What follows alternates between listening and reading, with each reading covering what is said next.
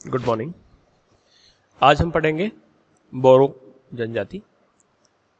बोरो जनजाति और रहती कहाँ पर है? अमेज़न के जंगल। अमेज़न के जंगल कहाँ पर है? ब्राज़ील। ब्राज़ील कहाँ पर है? तो साउथ अमेरिका जो है वहाँ के जो रेन फॉरेस्ट है वहाँ पर पाए जाते हैं।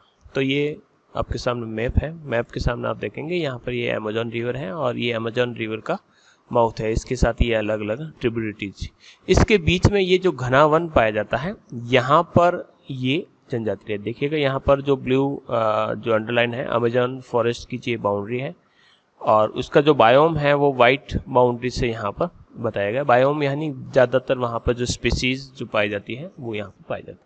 हम एक ऐसी जनजाति के बारे में बात कर रहे हैं जो इस प्रकार से दिखती है। तो ये कुछ लोग यहाँ पर आपके सामने हैं जिससे आप थोड़ा सा अनुमान लगा सकते हैं। उससे पहले हम कुछ और डिस्कस करते हैं। डिस्कस ये है कि जैसे कि हमने कहा कि बोरो और उससे रिलेटेड एक हम श्रृंखला पढ़ेंगे। तो ये जो है ये सारी जो जनजातियां हैं वो अपने इक्वेटर जो है इस इक्वेटोरियल जो रीजन है वहां पर निवास करती है। यहाँ की कुछ विशेषताओं को देख लेते हैं, क्योंकि जो जलवायु की जो विशेषताएं होती है या किसी क्षेत्र विशेष की जो विशेषताएं होती है वो तय करती है कि वहां पर पाई जाने वाली जो जनजाति है उस जनजाति में क्या क्या विशेषताएं हमें देखने को मिलेगी। तो भूमध्य रेखीय क्षेत्रों की अगर बात करें तो यहाँ पर अगर आप देखेंगे तो यहाँ पर सबसे पहले हम बात करते हैं वर्षा की। तो वर्षा जो है वो यहाँ पर काफी अधिक होती है, अधिक वर्षा होती है। यही कारण है कि यहाँ पर रेन फॉरेस्ट पाए जाते हैं और एवरग्रीन रेन फॉरेस्ट पाया जाता है। इसके अलावा वर्षा होती है, उसके साथ यहाँ की जो जलवायु है वो काफी आर्द्र रहती है, ह्यूमिड टाइप की रहती है। टेम्परेचर जो है वह काफी अधिक रहता है। यही कारण है कि यहाँ पर बारिश जो होती है वो हमेशा 4 o'clock का टाइम ड्यूरेशन रहता है। तो वहां पर हमेशा डेली बारिश होनी है तो होनी है। बारिश ज़्यादा होती है तो बारिश से डायरेक्ट हम कनेक्ट करते हैं वेजिटेशन को। तो यहाँ पर जो है आपको वनस्पति मिलती है और जो पत्ती है वो आपको बहुत ज़्यादा मिलेगी क्योंकि यहाँ पर पानी बहुत ज़्यादा है। और वनस्पति भी आपको किस प्रकार की मिलेगी? सदाबहार या एवरग्रीन जो रेन फॉरेस्ट है वो आपको देखने को मिलेंगे।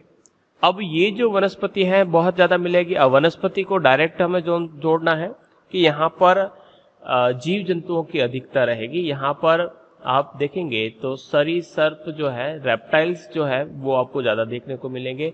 यहाँ पर आपको मॉस्किटोज यानी मच्छर और मक्खियाँ ज्यादा देखने को मिलेगी। अब मच्छर और मक्खियाँ ज्यादा देखने को मिलेगी यानी यहाँ पर आपके जीवन को काफी खतरा है।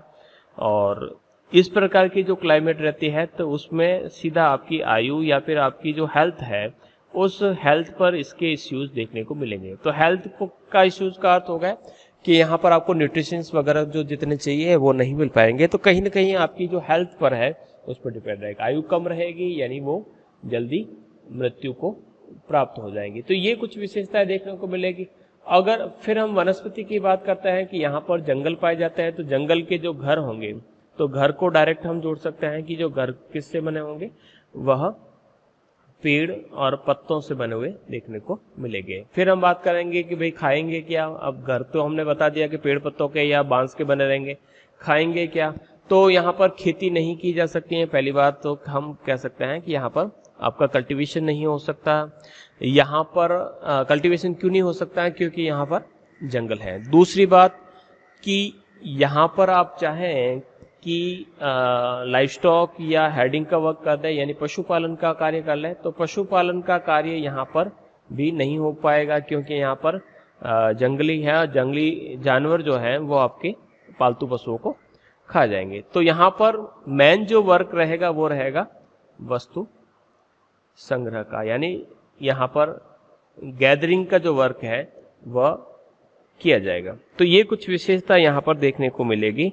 तो ये और ये सिर्फ विशेषता यानी कुल मिलाकर कहेंगे मानव के रहने योग्य स्थान न होने के कारण यहाँ पर आपको जो जनसंख्या मिलेगी वह न्यूनतम मिलेगी, लोवेस्ट पॉपुलेशन मिलेगी या लोवेस्ट डेंसिटी ऑफ पॉपुलेशन देखने को मिलेगा। तो केवल पहली ही स्लाइड के अंतर्गत हमने इतनी सारी विशेषताओं को देख लिया। अब सबसे इंपॉर्टेंट यह है कि हम चाहे बोरोर की बात करें, चाहे इसके बाद हम बात करेंगे पिग्मी की, इसके बाद बात करेंगे सकाई और सेमांग की, ये सारी की सारी जो ट्राइब्स है वो अमेज़न, चाहे कांगो हो चाहे मलाया हो, ये सारे के सारे विषुवत रेखीय पेटी के अंतर्गत यानी इक्वेटोरियल रीजन्स के अंतर्गत आते हैं। तो यहाँ पर ये सभी विशेषताएं कौन सी, ये सारी विशेषताएं जो मैंने बताई है, ये सारी की सारी विशेषताएं आपको इन ट्राइब्स में देखने को मिलेगी, यानी सेम विशेषताएं देखने को मिलेगी, केवल उनका स्थान जो है वो आपको अलग देखने को मिलेगा। चूंकि हम ह्यूमन ज्योग्राफी पढ़ रहे हैं, तो ह्यूमन ज्योग्राफी के अंदर हम ह्यूमन और उसके इन्वायरमेंट के बीच के रिलेशनशिप्स को देखते हैं कि किस प्रकार से ह्यूमन ने अपने इन्वायरमेंट में चेंज लाए या इन्वायरमेंट ने एक ह्यूमन में कौन कौन से चेंज लाए, वो किस प्रकार से अपने आप को मॉडिफाई करता है या इन्वायरमेंट को मॉडिफाई करता है, या वह एडप्शन के उसके जो टाइप्स है वो किस प्रकार से अपने वातावरण के साथ अपने आप को अनुकूलित करता है।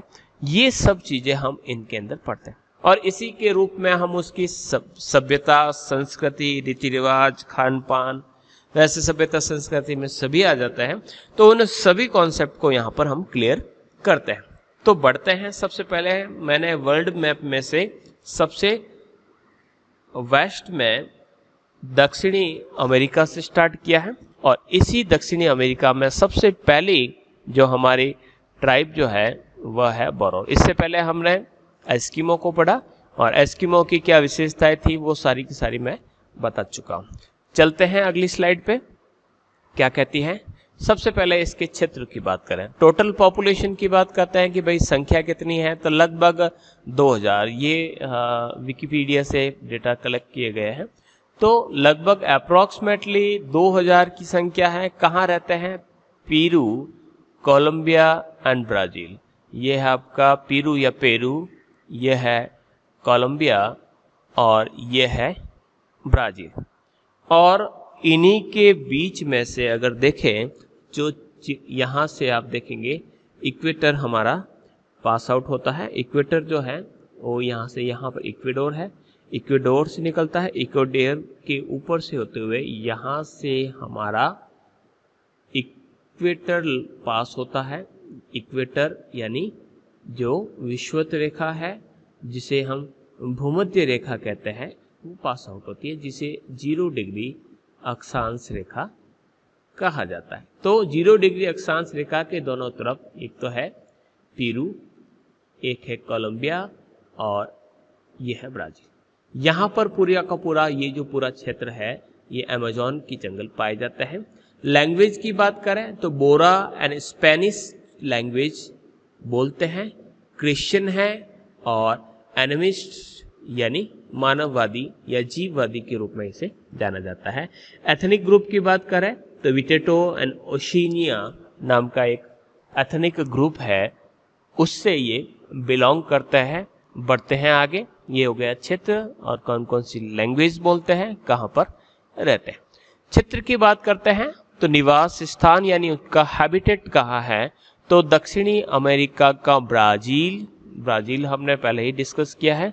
और कहे तो भूमध्य रेखा के दोनों ओर अमेज़न बेसिन का अर्थ होता है अमेज़न जो रिवर है उस रिवर का पार्ट क्षेत्र, जहां पर वह नदी बहती है, उसकी सारी ट्रिब्यूटरीज वगैरह यहाँ पर पाई जाती है। तो अमेज़न जो नदी है उसके दोनों उसके जंगलों में भूमध्य रेखा के दोनों ओर ये जनजाति निवास करती है। तो बोरोर जो है वह ब्राजील डोमिनियन के है, स्वदेशी लोग हैं जो मैटो ग्रासो कहाँ है, तो मैटो ग्रासो जो है वह आपके ब्राजील में है और ब्राजील में ये रहा मैटो ग्रासो राज्य में, स्टेट में रहते हैं। इन्होंने बोलिविया एवं ब्राजील राज्य में भी इन्होंने विस्तार किया है, अपना डेवलपमेंट बढ़ाया है, यानी धीरे धीरे ये बढ़ते गए। ब्राजील में एक जातीय समूह है, यानी जनजातीय समूह है, और कहा जाता है कि अनुमानित रूप से इनकी आबादी जो है, पॉपुलेशन जो है, वो 2000 से कम मिलती है। बोरो भाषा बोलते हैं और मुख्य रूप से जीववादी दृष्टिकोण के माने जाते हैं। कैसे दिखते हैं? तो इन चित्रों के अंतर्गत आप इनकी वेशभूषा और इनके शरीर के रंग और डील डोल के बारे में सहज सा अनुमान लगा सकता है। तो मोटो ग्रेसो के क्षेत्रों में लगभग 8 गांवों में ये निवास करते हैं। 8 गांवों के अंतर्गत इनकी जनसंख्या पाई जाती है। बोरो की बात करें तो ये अमेजॉन नदी के बेसिन में निवास करने वाली एक प्रमुख जनजाति यानी ट्राइब है। और ये जो ट्राइब है ये हम पहले ही डिस्कस कर चुके हैं। ब्राजील, पेरू, कोलंबिया या इक्वेटर के बोथ साइड में उत्तर की तरफ और दक्षिण की तरफ पाई जाती है। मुख्य रूप से ये कैसी जनजाति है? ये कृषक जनजाति, कृषक के रूप में यानी एग्रीकल्चर वर्क में अपना कंट्रीब्यूशन देती है, उसी से अपना जीविकोपार्जन चलाती है। रंग की बात करें तो रंग ब्राउन, बाल एकदम स्ट्रेट, और जो कद की बात करें तो वह मध्यम होता है, यानी एकदम न तो ज़्यादा लंबे होते हैं और न ही छोटे नाटे कदम के होते हैं। ये लड़ाकू होते हैं और निर्दय व्यवहार के होते हैं। देखिएगा ये जो शब्द यहाँ पर लिखे गए हैं कि लड़ाकू और निर्दय, तो ये तो इनका सुपरविजन किया जाता है, सुपरविजन के बाद पता चलता है। अब हमें ये देखना है ह्यूमन ज्योग्राफर होते हुए कि ये लड़ाकू या निर्दय है तो उसके पीछे क्या रीजन है। देखिएगा जिन क्षेत्रों में ये निवास करते हैं यहाँ कदम कदम पर उनके सामने बहुत सारी कठिनाइयाँ होती हैं और इन कठिनाइयों से दूर रहने के लिए उन्हें संघर्ष करना पड़ता है। तो जीवन में जब जन्म से ही इन्होंने अपने आप को सरवाइव करने के लिए संघर्ष करते हुए देखा है, तो ये बिल्कुल भी नहीं डरते हैं किसी को भी मौत के घाट उतारने में, क्योंकि मौत के घाट उतारना कहने का अर्थ है कि किसी को मारना उस समय थोड़ा सा लगता है जब हमारी भावनाएं उससे जुड़ी रहती है। और भावनाओं की बात करें तो कहीं न कहीं इन भावनाओं के विकास में हमारे परिवार और हमारे समाज का योगदान रहता है। इनकी तो संख्या ही 2000 है, तो इन्हें इनकी पहचान नहीं होती है। यही कारण है कि ये मानव की हत्या करने और उसके मांस खाने तक से परहेज नहीं करते हैं। ये एक ह्यूमन का मर्डर करके उसकी जो खोपड़ी है उसको अपनी झोपड़ी के दरवाजे पर टांग लेते हैं और कहा करते हैं कि ये उनकी विजय का परिचायक है, ऐसा उनमें मानना है। आदिम कृषि करते हैं, यानी आज भी शिफ्टिंग एग्रीकल्चर यानी नवीनतम जो कृषि के उपकरण हैं उनका प्रयोग या तौर तरीकों का प्रयोग अभी भी ये नहीं करते हैं। प्राकृतिक वातावरण इस क्षेत्र की बात करें तो पूरा का पूरा जो क्षेत्र काफी उबड़ खाबड़ एवं कटा फटा है। जलवायु उष्ण एवं आर्द्र यानी हॉट एंड ह्यूमिड टाइप की है, उमस बनी रहती है, रोज बारिश होती है। यही कारण है कि रेन फॉरेस्ट पाया जाता है और इस प्रकार से कटे फटे पहाड़ यहाँ पर गॉर्ज, कैनियन वगैरह पाए जाते हैं। तो इसी क्लाइमेट में ये अपने आप को रखते हैं।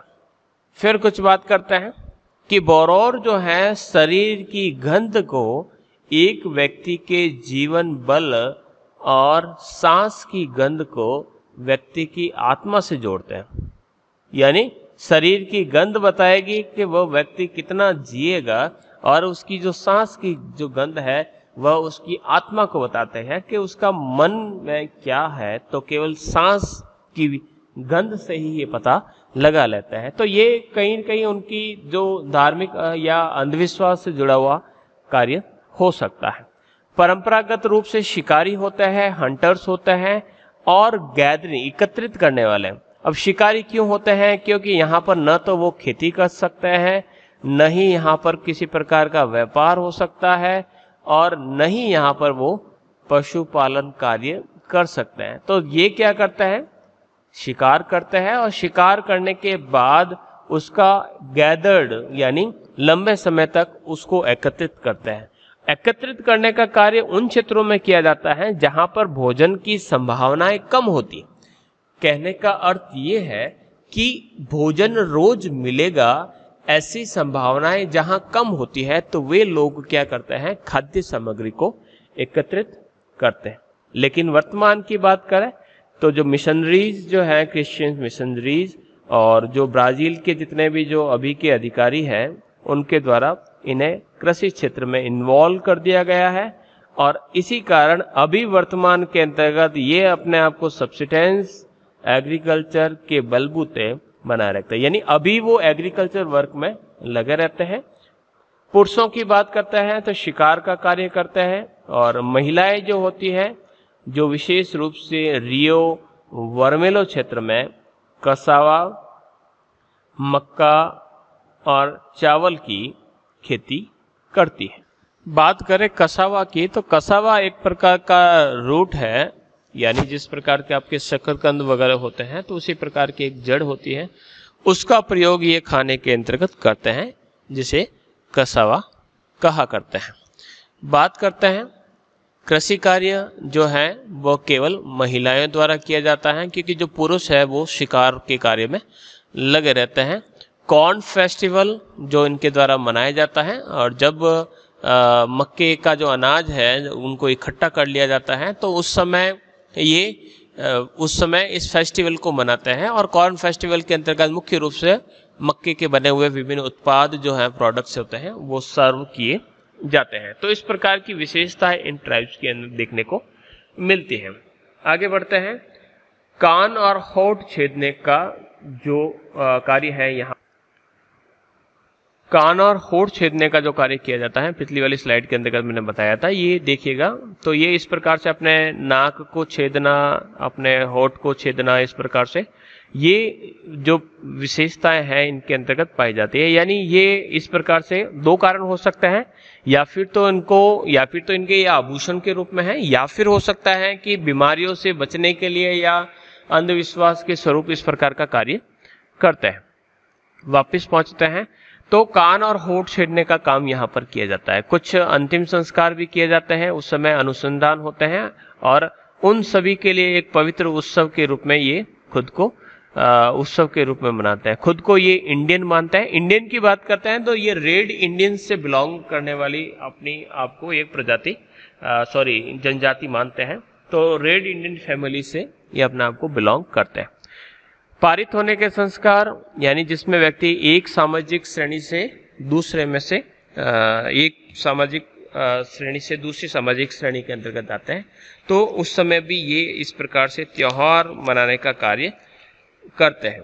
तो इस प्रकार से अगर बात करें तो ये कुछ विशेषताएं हमने ये लिखी हैं कि इस प्रकार से इनका जो मानव जीवन है, यानी अमेरिकन जो रेड इंडियंस हैं, उनके द्वारा देखने को मिलता है। फिर आगे बढ़ते हैं। नाम समारोह वगैरह देखने को मिलते हैं। अंधविश्वास और जादू टोनों में भी इनका काफी विश्वास रहता है। फिर बात करते हैं सामाजिक व्यवस्था। सामाजिक व्यवस्था की बात करें तो बोरो जनजाति का परिवार काफी बड़ा होता है। प्राय एक गांव में लगभग 15 से 40 तक परिवार रहते हैं, और सभी परिवार वह एक ही मुखिया के आधार पर या एक ही खानदान के अंग होता है। सरदार होता है, और सरदार के आदेशों की पालना करना पड़ता है। इसके अलावा इनका एक धार्मिक गुरु होता है, जादू टोना झाड़ फूंक के कार्य करता है। जो एक धर्म गुरु होता है वह यहाँ पर डॉक्टर का भी काम करता है। शादी विवाह की बात करें तो परिवार से दूसरे परिवार में होते रहते हैं, उत्सव मनाया जाता है, मांस का सेवन किया जाता है, और घरेलू जो मदिरा बनाई जाती है उसका सेवन ये करते हैं। इसके अलावा अगर बात करें सामाजिक व्यवस्था में, तो ये जो अमेजोन की जो वर्षावन है, तो बोरोर जो है ये एक छोटे से, बोरोर शब्द का अगर शाब्दिक अर्थ देखें तो इसका अर्थ होता है ग्राम आंगन, यानी कोर्ट यार्ड। अब कोर्ट यार्ड क्या होता है, तो ये इसका एक विलेज प्लान को हम कोर्ट यार्ड कह सकते हैं। तो गांव जो होते हैं इनके गोल आकार के होते हैं, जैसा कि चित्र ऊपर दे रखा है। जटिल सामाजिक संगठन होता है, यानी पता ही नहीं चलता कि इस प्रकार से सामाजिक संगठन बना हुआ है। कबीले की व्यवस्था होती है और एक ही परिवार जो है पूरा का पूरा गांव में रहता है। अपने गांव को एल्डिया कहते हैं। 2 भागों में डिवाइड होता है, एक होता है एक्सरे और एक होता है तुगरेज। यहाँ पर मात्र सत्तात्मक परिवार पाया जाता है, यानी स्त्रियों की जो भूमिका होती है परिवार में काफी महत्वपूर्ण होता है। तो ये बोरोरो का गांव प्लान है। तो ये मेंस हाउस यानी ये आपके मुखिया का मकान है। मुखिया के मकान के चारों तरफ इस प्रकार से ये मकान है, यानी ये इक्वेटर है, या फिर हम कह सकते हैं इसके दोनों तरफ इस प्रकार के ये मकान बनाते हैं और इस प्रकार से ये यहाँ पर निवास करते हैं। मकानों की बात करें तो मकान जो है नदी नालों से दूर बनाए जाते हैं, काफी ऊंची भूमि पर बनाया जाता है। मकान बड़े बड़े और कमरे भी रखे जाते हैं। 15 से 20 मीटर तक इनकी लंबाई होती है और जो मकान है वो पूर्ण रूप से लकड़ी के बने रहते हैं। मकानों के बीच में नाचने के लिए चौक ये अवश्य रखते हैं। सामाजिक व्यवस्था और कुछ अंधविश्वासों की अगर बात करें तो शादी के बाद आदमी को जो है अपनी दुल्हन के घर रहना होता है और उसे उस परिवार के लिए सारी जिम्मेदारियों का पालन करना पड़ता है, यानी अपने ससुराल में वो मछली पकड़ना, शिकार करना, घरेलू काम करना और आवश्यक हो तो अपने दुल्हन के भाई यानी सालो जी के लिए सजावटी सामान बनाना भी उसका कार्य रहता है। यानी ये काम जब पूरा नहीं होता है तब तक उसको पूर्ण रूप से एक जीजाजी या फिर हम कह सकते हैं कि पति बनने के लिए इस प्रकार के कार्य करने पड़ते हैं। घर जवाई जैसी स्थिति हो सकती है। फिर शादी के बाद एक ही छत के नीचे रहते हैं और घर के जितने भी जो आंतरिक स्थान हैं उसको विभाजित कर लिया जाता है कि ये किसके लिए हैं। अलग अलग कमरे विभाजित किया जाता है। बीच में एक कंपाउंड एरिया साझा स्थान रखता है जहाँ पर ये अपने यज्ञ वगैरह या भोजन खाने का काम करते हैं। घर की बात करें तो घर आमतौर पर दरवाजे खिड़कियों के साथ खुले छोड़ दिए जाते हैं। धार्मिक अनुष्ठान भी आयोजन होते हैं जिसमें महिलाएं जो हैं वो शामिल नहीं होती है। तो इस प्रकार से ये अपना पूरा का पूरा धार्मिक अनुष्ठान और अपने कार्य शामिल करते हैं। इसी के साथ ये अपने कंप्लीट होता है बोरोर जनजाति। बोरोर जनजाति की जो विशेषताएं हैं वो सारी की सारी विशेषताएं आपको इक्वेटोरियल रीजन में जितनी भी जनजाति रहती हैं उसमें आपको देखने को मिलेगी। तो उसी को आप फॉलो करते हुए इसके बारे में अच्छी तरीके से लिख सकते हैं। धन्यवाद।